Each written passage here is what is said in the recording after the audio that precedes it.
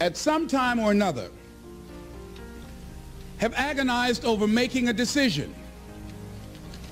Some decisions are major decisions. And also there are a lot of small decisions that we don't make, that they tax our minds, they drain our energy.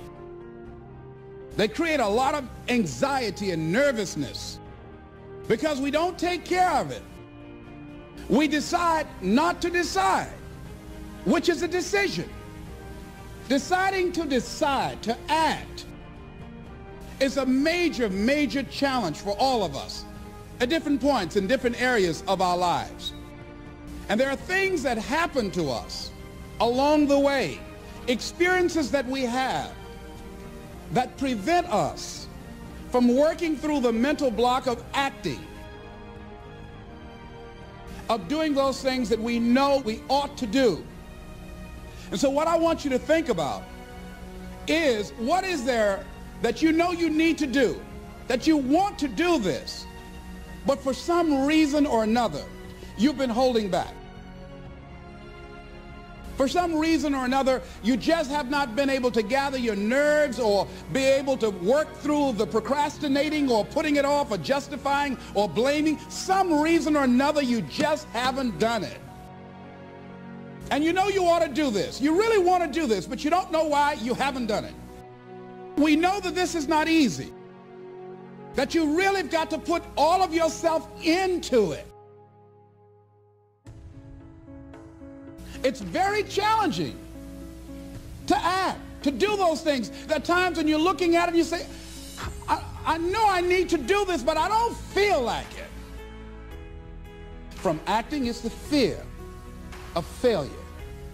And if you've already failed, you don't want to fail again. The pain of that, the disappointment, the fear of loss is another thing.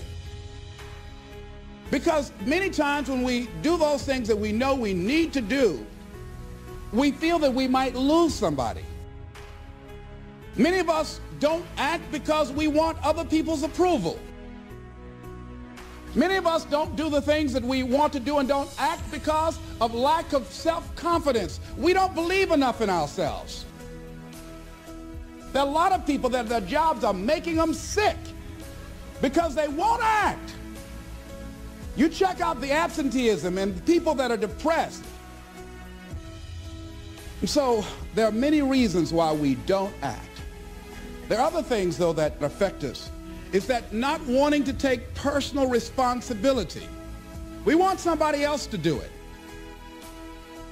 Many times we pick up our inability to do certain things from people that we love, people that we admire. We identify with them, and we live in the context of their ideas, their opinions, and their life patterns. We buy into it unconsciously.